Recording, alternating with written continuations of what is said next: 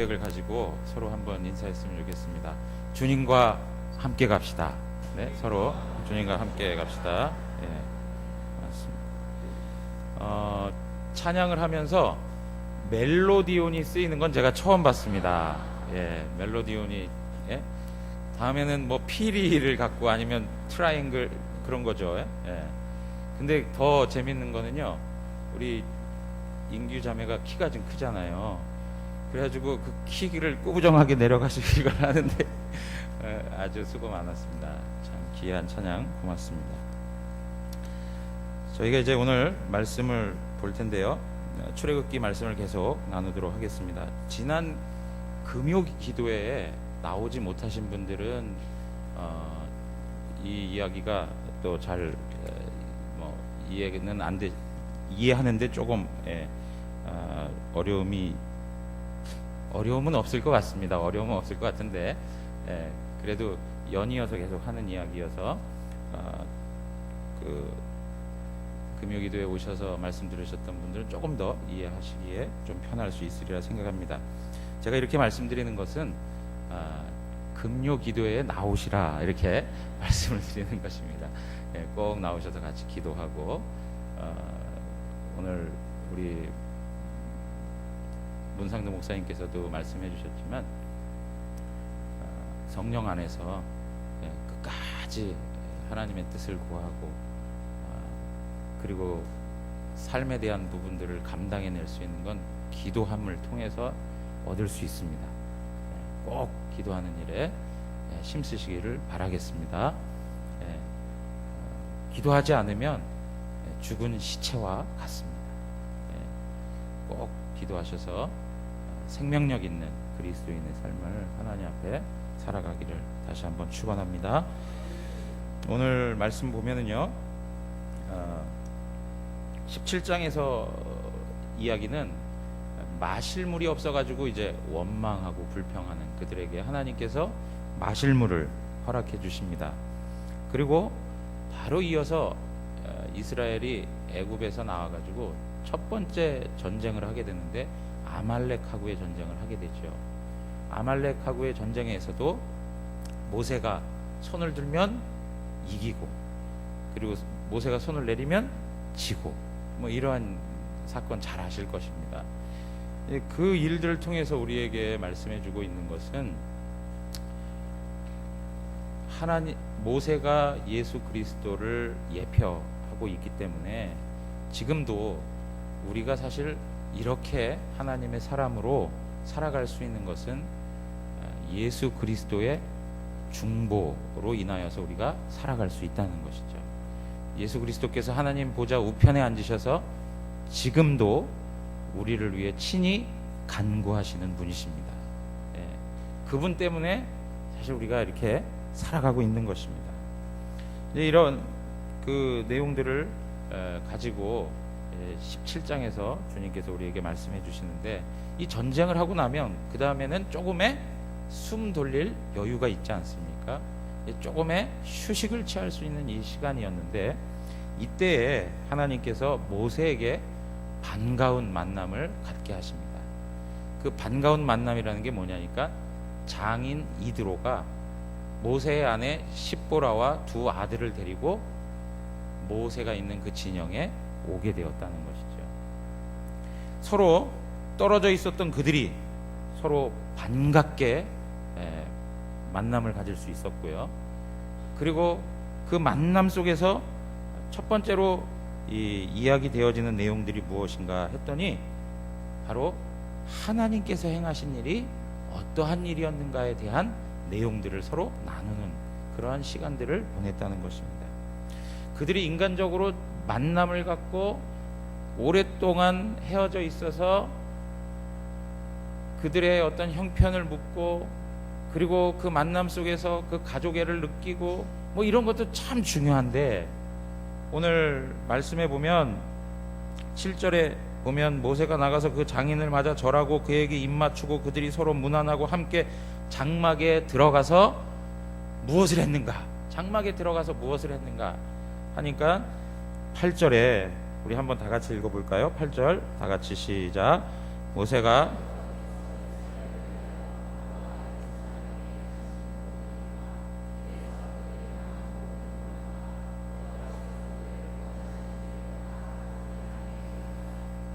여기 보니까 하나님께서 행하신 그 일들, 그리고 그들이 어떻게 고난을 겪게 되었는지, 그리고 그 고난 가운데서 하나님께서 어떻게 그들을 구원해 주셨는지, 하나님께서 행하신 구원의 일들을 말하였다, 이렇게 말씀하고 있습니다.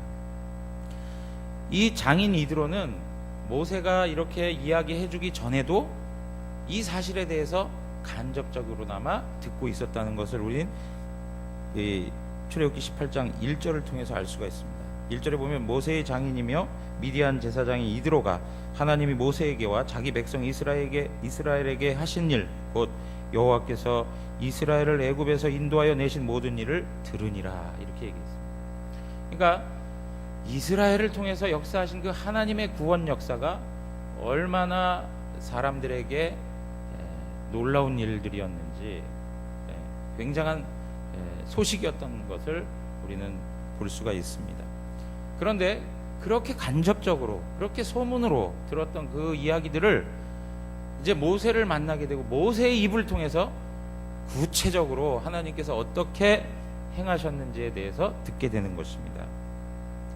모세가 이들에게 이야기할 때 모세의 마음이 어땠을까?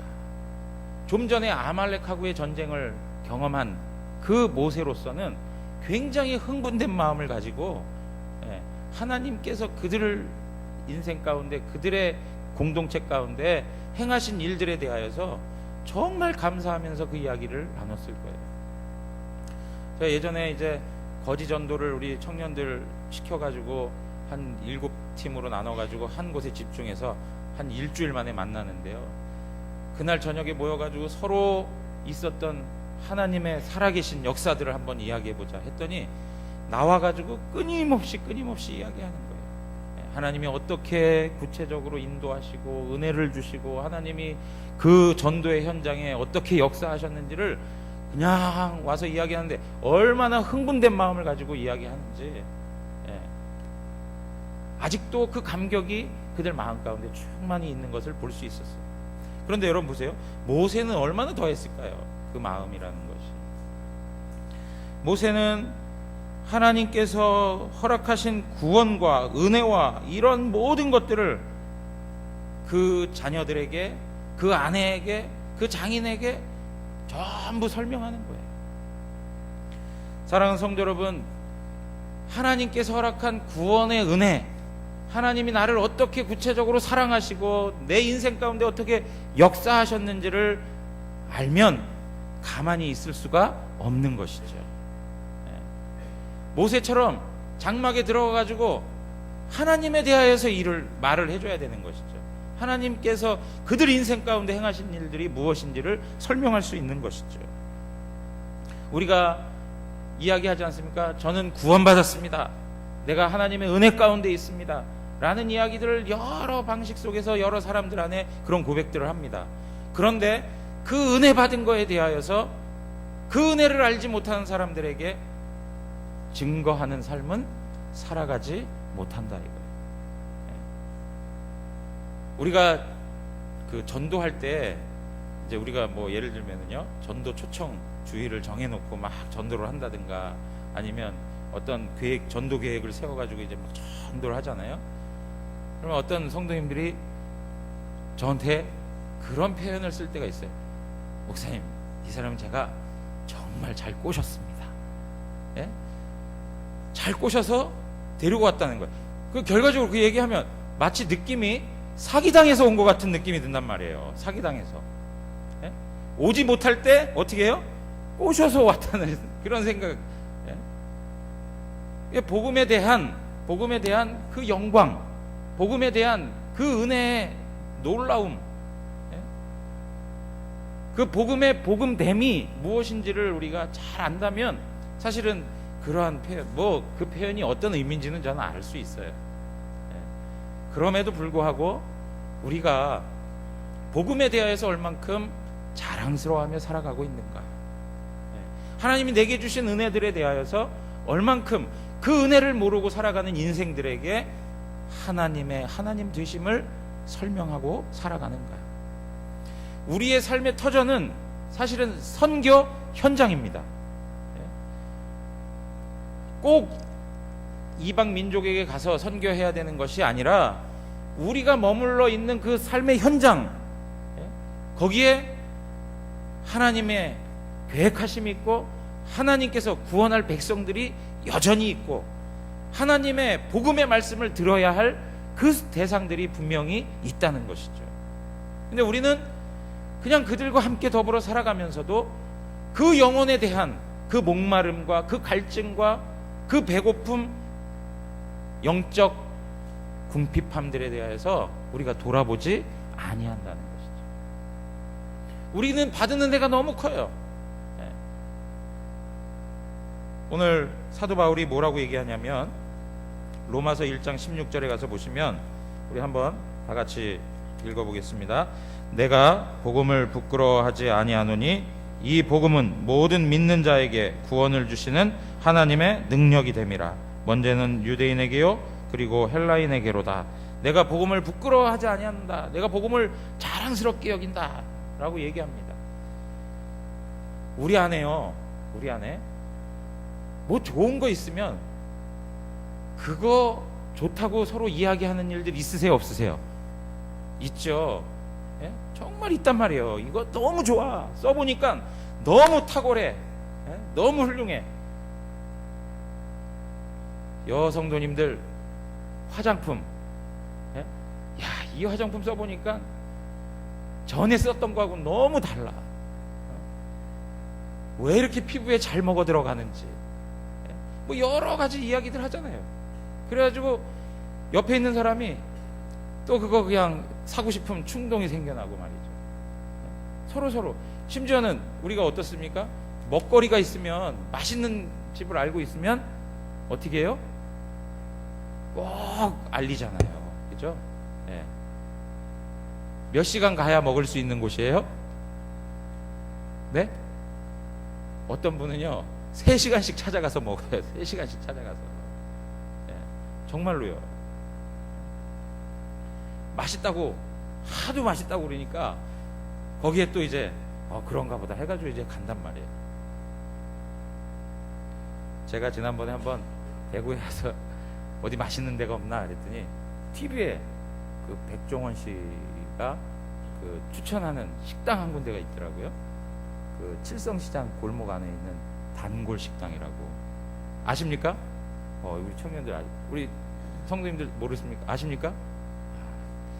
거기 가격이 비싸지 않습니다. 5,000원입니다. 예. 그래서 한번 가봤어요. 저도 가봤는데 정말 사람들이 많더군요.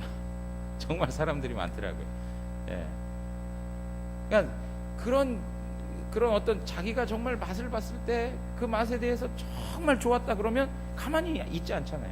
와, 거기 가보시라고 소개하고. 심지어 우리가 육체적으로 먹을 것에 대한 부분도 그렇게 나누는데 하나님께서 주신 그 구원의 은혜에 대하여서 우리가 소개하지 못하고 살아가는 때가 너무 많아요. 아직도 복음을 들어야 할 영혼이 얼마나 많은지 몰라요. 제가요 대구에 내려와가지고 우리 영안교회 와서 섬기면서 하나님 앞에 감사한 게 있어요. 그게 뭐냐니까 다른 어떤 지역보다도 대구 지역이 불신자들이 많다는데 제 마음에 아주 감사가 있었어요. 예? 예. 다른 지역보다 복음화율이 낮아요. 우리 대구가요. 그리고 정말 가보니까 곳곳에 가보니까 점집들 많고 곳곳에 가보니까 이 사찰 이 절들 많고요. 예. 그리고 정말로 전도를 해보니까 무신론자보다는 불교인들이 가장 많아요.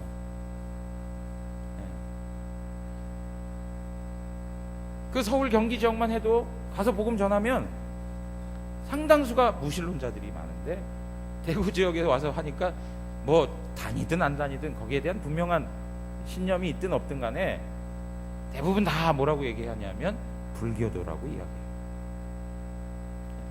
우리가 이러한 지역에 하나님께서 하나님의 사람으로 불러주셨고요, 복음의 은혜가 무엇인지를 알게 해주셨어요.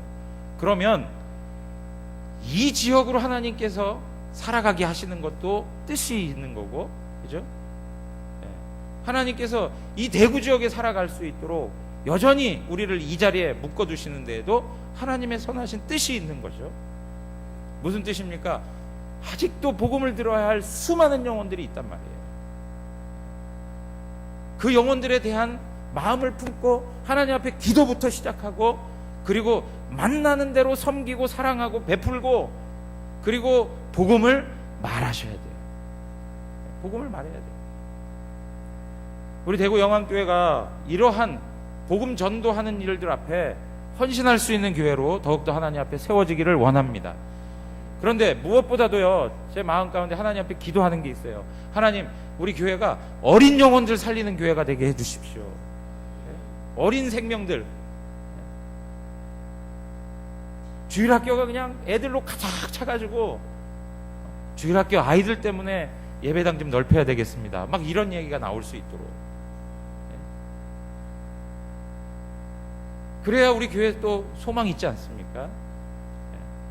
그래서 우리 장로님, 권사님, 집사님들께서도요, 난 교사 아니니까 라는 생각하지 마시고요, 내가 하나님 앞에 부름받은 교사라라고 하는 인식을 갖고 지역에 사는 어린이들 정하고요, 그 어린이들 위해서 같이 기도부터 시작하세요.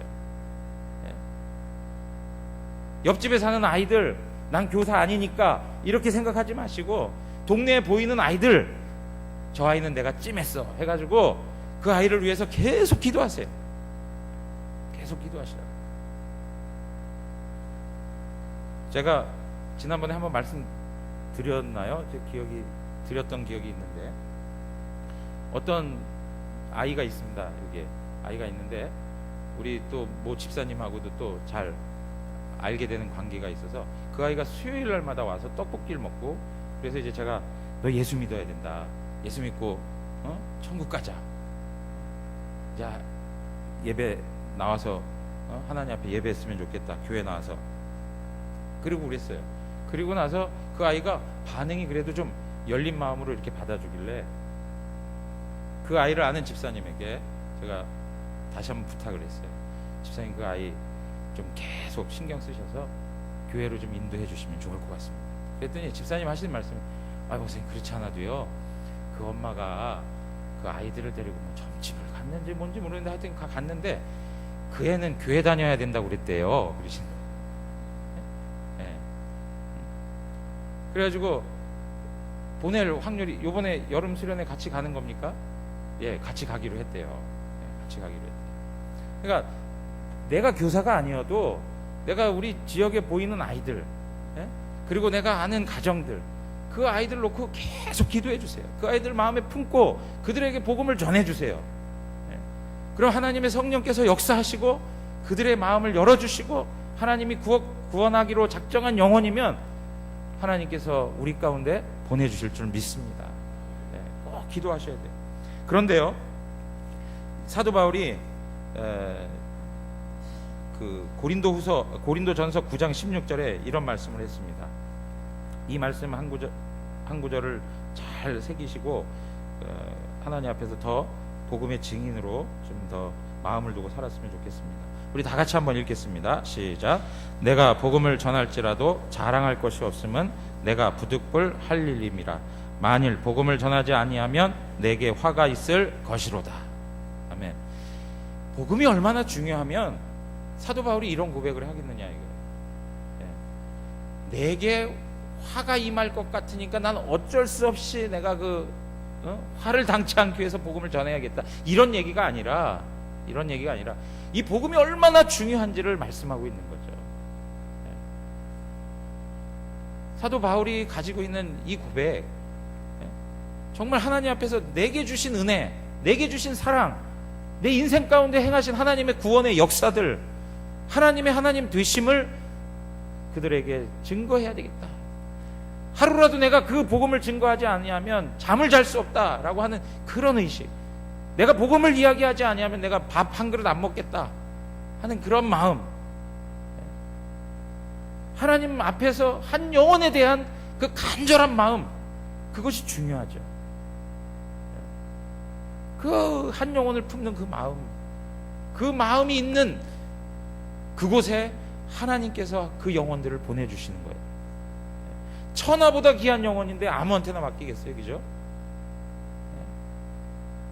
예수 그리스도의 십자가의 피로 구원하는 영혼인데, 하나님께서 우리에게 허락한 이 놀라운 은혜에 대하여서 입을 여시고 복음의 선포를 하나님 앞에 감당해야 될 줄 믿습니다.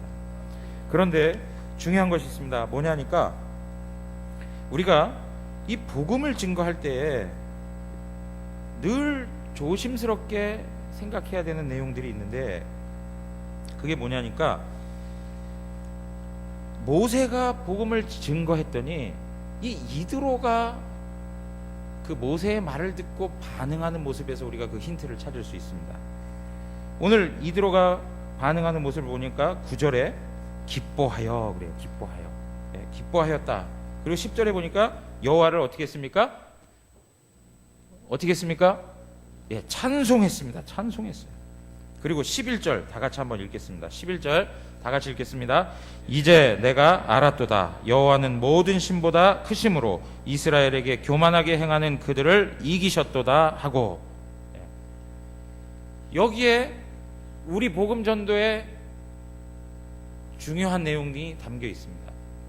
뭐냐니까, 우리는 복음을 전하면 세상적인 것이 채워지는 것으로 이 복음의 능력을 설명할 때가 많아요. 세상의 필요가 이 복음으로 인하여서 얻어진다라고 하는 그 방식 안에서 복음이 전도되는 게 많이 있다 이거예요. 오늘 보면 이드로는 뭘 기뻐했냐면 하나님이 행하신 일을 기뻐하였고요, 하나님을 찬송하였고요, 하나님을 알게 되었다, 이렇게 이야기하고 있어요. 그러니까 모세가 전해주는 그 이야기를 듣고 이 이드로의 관심은 누구로 쏠려지고 있습니까? 하나님께 쏠려지고 있다는 거예요. 하나님께. 오늘 우리가 복음 전도하는 데 있어서 예수 믿고 복음을 경험하게 되면 무엇이 나으냐? 그러면 다른 사람보다는 뭐 예를 들면요, 건강해집니다. 다른 사람보다는 뭐 더 잘 되어집니다. 더 형통한 삶을 살아갑니다. 뭐 이러한 것들로 복음의 특별함을 설명하려고 한단 말이죠. 어제도 전도하는데 어떤 분이 파스 붙이고 이렇게 오셨더라고요. 그래서 어디 다녀오세요? 그랬더니 침 맞고 오는 중이라고 이야기하시더라고요. 침 맞고. 그래서 제가, 아주머니 예수 믿고 구원받으셔야 돼요. 죄가 있으면 천국 갈 수 없습니다. 예수님 믿고 구원받으셔야 됩니다. 그랬더니 그분 하시는 말씀, 예수 믿으면 아프지 않아요? 그렇게 얘기하시더라고요. 예수 믿으면 아픕니까? 안 아픕니까? 예? 믿음이 없어서 그런 거 아니에요? 예? 예수 믿어도 어떻게 해요? 아프단 말이에요. 아프단 말이에요. 예. 그런데 우리가 꼭 이 복음의 특별함, 이러한 내용들을 예수 믿지 않는 사람들보다 우리가 필요한, 우리 인간이 살아가는 삶에 있어서 필요한 것들을 더 많이 채우는 것으로 그 특별함을 설명하려고 한단 말이에요. 뭐 예수 믿으면 다른 어떤 사람보다도 우월해질 수 있습니다. 승진도 잘 되고요, 병도 낫고요, 그리고 바라는 것마다 다 이루어질 수가 있습니다. 자식들도 형통할 수 있습니다. 뭐 이런 것들이 전부 뭐예요? 우리의 복음의 현장에서 계속 들려지는 이야기들이라는 거예요. 그러니까요, 그 복음을 듣고 신앙생활을 이제 하기 시작해요. 시작하니까 그 신앙의 초점이 다 어디가 있냐면, 이 세상에서 내가 바라는 것들을 얻는 것에 신앙의 초점이 모아져 있어요. 나는 늘 불안하게 살았어요. 두려움이 있어요. 그러면 신앙생활 하기 시작하면서부터 뭘 구해요? 평안을 구해요. 건강이 연약해서 예수 믿으면 건강에 복도 주신다고 하니까 그때부터 예수 믿으면서 계속 바라는 게 뭐예요? 건강을 주시옵소서 하는 거에만 신앙의 초점을 모아 살아가는 거예요. 형통한 삶에 대해서 이 세상에서 더 많이 얻는 그러한 삶의 내용들에 대해서 초점을 모아 우리의 신앙의 내용으로 삼고 살아간다는 것입니다. 거기에는 하나님이 어떠한 분인지, 하나님이 누구신지, 하나님께서 내 인생 가운데 어떠한 일들을 행하시는지에 대한 하나님에 대한 이해가 없는 것입니다. 사랑하는 성도 여러분, 우리가 복음 전도를 한다라고 할 때는 하나님의 하나님 되심을 드러내야 하는 것입니다. 하나님의 하나님 되심을 드러내야 돼요. 지금 이드로에게 모세가 고백했던 그 고백의 내용을 통해서 이드로가 경험하는 게 뭐예요? 하나님에 대한 찬송이에요. 하나님에 대한 이해예요. 하나님을 더 깊이 알아가는 것이죠. 그런데 항상 우리의 신앙의 내용이라고 하는 것이 전도할 때부터도 그렇고 전도를 받아서 신앙생활하는 그 과정 안에서도 그렇고 항상 어때요? 무엇인가 내가 필요한 것들을 얻고 채우는 것으로 신앙의 내용을 삼아간다는 것이죠. 사랑하는 성도 여러분, 우리의 신앙의 초점은 하나님께 있고, 그리고 그 하나님을 우리가 드러내기 위해서는 우리 신앙의 목표가 예수 그리스도를 닮는 것에 있어야 한다는 것입니다. 오늘 우리가 하나님의 자녀로서 하나님 앞에 살아가고 있습니다. 그럼에도 불구하고 자기 성공과 자기 영광을 이루기 위해서 하나님을 동원하며 하나님 앞에 그러한 것들만 나열하고 하나님께서 그러한 일들 앞에 도와주시기를 간구하는 방식으로 신앙생활을 하게 되면 우리는 세상 사람들과는 다를 바 없는 삶을 그냥 그대로 살아가는 거예요. 하나님께서 부르신 사명, 하나님께서 부르신 목적, 이러한 거는 전혀 관계가 없는 거예요. 여러분 보세요. 신자로서 우리 한국교회는 교회 다니면 술을 안 먹는다 라고 하는 것이 하나의 특징으로 자리 잡아 오고 있어요. 근데 요새는 어떻습니까? 요새는 거의 그런 것들이 희미해져 가고 있어요. 아유, 목사님 포도주 한 잔 정도는 괜찮죠? 아유, 막걸리는 서민 뭐 이거 저 쌀뜨물인데요, 뭐 어떻습니까? 그러면서 시작된 게 그냥 다 한단 말이에요. 그러니까 우리가 복음을 증거하고 하나님 앞에서 하나님의 하나님 되심을 드러내기 위해서 살아간다 할 때에 세상과 다른 방식의 삶을 택하고 그 삶을 고집스럽게 살아갈 때에 하나님의 하나님 되심이 그 삶을 통해서 나타나게 되어 있어요. 근데 우리가 이런 것들을 다 포기하고 세상 사람들이 추구하는 그 삶의 방식을 그대로 쫓아 살아간다면 하나님의 하나님 되심이 그들 가운데 들려지지 않는다는 거예요. 사랑하는 성도 여러분, 주일 예배를 드리는 것도 동일합니다. 주일 예배를 드리는 것도 동일해요. 이렇게 하나님 앞에 나와서 예배하는 것 세상 사람들은 이해를 못해요. 오늘도 그 추어탕 끓이시면서 얼마나 땀을 많이 흘리셨겠어요. 그죠? 교회 오셔가지고 그렇게 봉사하고 섬기고, 그러면서도 또 이 오후 시간에 돼가지고 자리에 앉으셔가지고 눈은 막 천근만근 막 흘러내리는데도 그 졸면서 다리를 찔러 가고, 서로 또 제가 보니까 우리 교회 성도님들이 참 좋으신 것 같아요. 사탕을 또 준비하는 분들이 있으신 것 같아요. 이렇게 딱 해가지고 서로 패스 그냥. 그래가지고 저 뒤에서 제가 이렇게 앉아 있다 보면 지금 이 소리요. 지금 이 소리. 지금 이 소리. 그래가지고 바시락 하는 소리가 그냥 쫙 나가지고 말이죠. 서로 여러분 보십시오. 이 세상에서 이해가 되겠습니까 이게? 그러니까 하나님 앞에서 우리가 추구하는 것에 대하여 세상 사람들이 동일하게 추구하는 것들을 얻어내는 것으로 신앙의 목적과 초점을 삼아서는 절대 안 된다는 것이죠.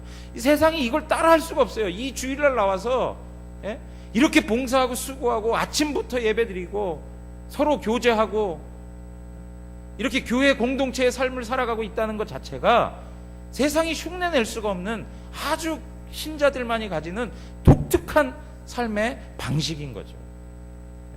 근데 이것을 우리가 지금 많이 포기하고 있다는 거예요. 안타까운 현실이죠. 우리 다음 세대의 자녀들, 우리 청년들, 우리 학생들 안에서 이러한 의식들이 점점 희박해져 가고 있다는데 아픔이 있는 거예요. 그리고 어떻습니까? 세상하고 똑같이 그 가치관을 따라 살아가려고 해요. 구별되어지지 않으려고 해요. 사랑하는 성도 여러분, 오늘 우리 인생 가운데 정말 하나님께서 우리에게 하나님의 하나님 되심을 인정하도록 하기 위해서 허락한 삶의 내용들을 하나님 앞에서 살아가는 것이 중요합니다.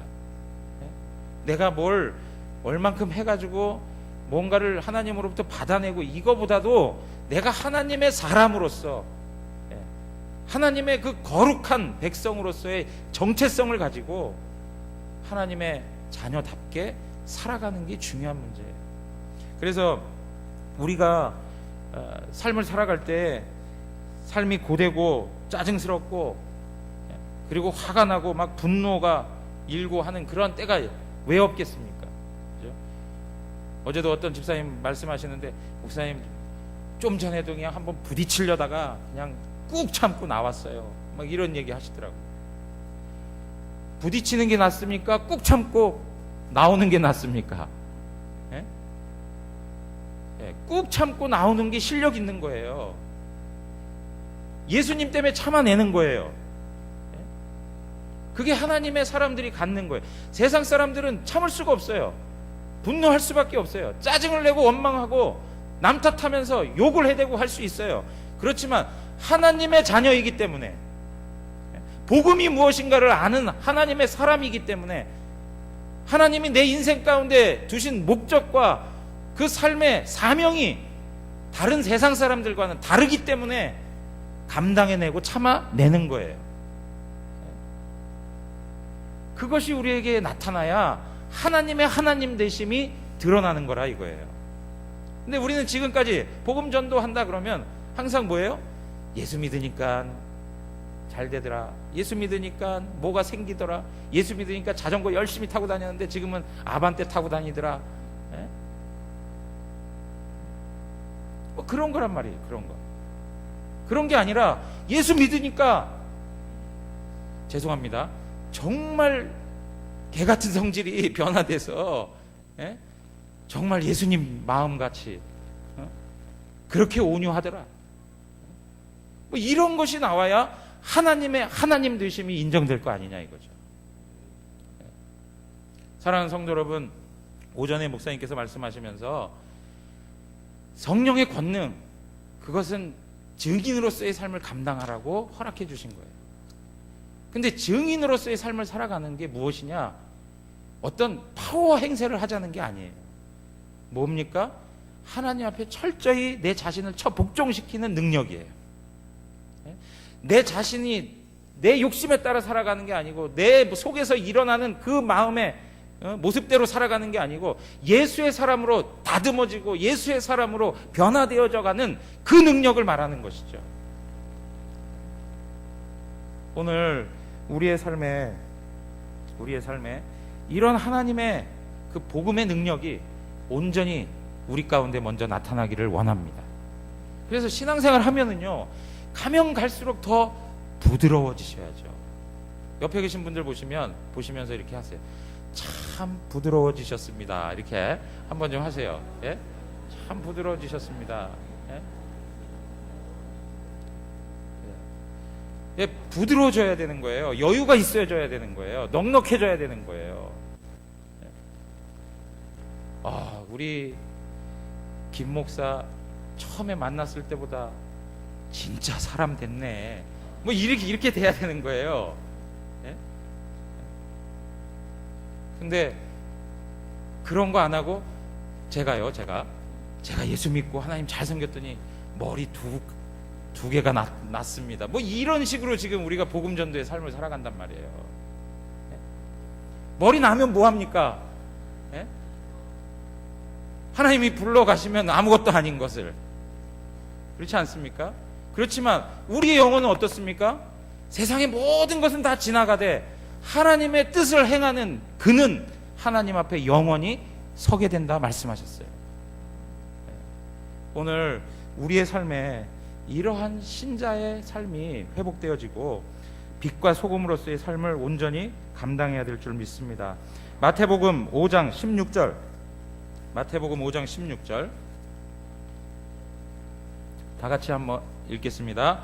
이같이 너희 빛이 사람 앞에 비치게 하여 그들로 너희 착한 행실을 보고 하늘에 계신 너희 아버지께 영광을 돌리게 하라. 아멘. 아멘. 모세가 복음에 대해서 이야기했더니 이드로가 하나님을 찬양하죠. 그리고 나서 그 다음 맨 마지막 12절에 보면 모세와 이드로가 함께 하나님 앞에 제사를 드려요. 네. 사랑하는 성도 여러분, 우리의 모습을 통해서 그리스도가 드러나고 하나님의 형상이 드러나 세상 사람들도, 하나님을 알지 못하는 그들도 변화를 받아 하나님 앞에 영광 돌리는 자리에 서는 것이 바로 하나님이 우리를 부르신 삶의 목적인 것입니다. 오늘 그것을 다시 한번 생각하시면서 성령 충만한 하나님의 사람들로, 우리가 이러한 능력 있는 삶을 살아가기가 어려우니까 어떻게 해야 돼요? 예? 새벽에 나오셔서 기도하시라 이거예요. 예? 이거 그냥 살아가는 게 아니에요. 그냥 되어지는 일이 아니에요. 하나님 앞에 나와 기도하셔야 돼요. 하나님 도와달라고 막 울고불고 하셔야 돼요. 예. 어떻게 하시려고 그러세요? 기도 안 하시고. 예. 기도하는데 힘쓰셔서 우리 안에 이러한 신자의 고급된 그런 어떤 신자의 특질, 이러한 모습들이 하나님 앞에 잘 나타나기를 다시 한번 주님의 이름으로 축원합니다. 기도하겠습니다. 하나님 아버지 감사합니다. 오늘도 하나님 말씀을 우리에게 허락하여 주셔서 복음 증거하는 삶을 우리에게 다시 한번 말씀하시는데 그 말씀 앞에 순종할 수 있도록 도와주시고 증인으로서의 삶을 온전히 살아가게 해 주시옵소서. 증인으로 살되 이 세상의 것들을 채우는 것으로 특별함을 만들지 않게 하시고 하나님의 하나님 되심, 하나님의 형상을 이루어가는 것으로 하나님 앞에 거룩한 백성으로 더욱더 세워지는 것으로 이 세상 앞에 복음의 증인으로서의 삶을 살게 해 주시옵소서. 함께 하실 하나님을 찬양하오며 예수님의 이름으로 기도하옵나이다. 아멘.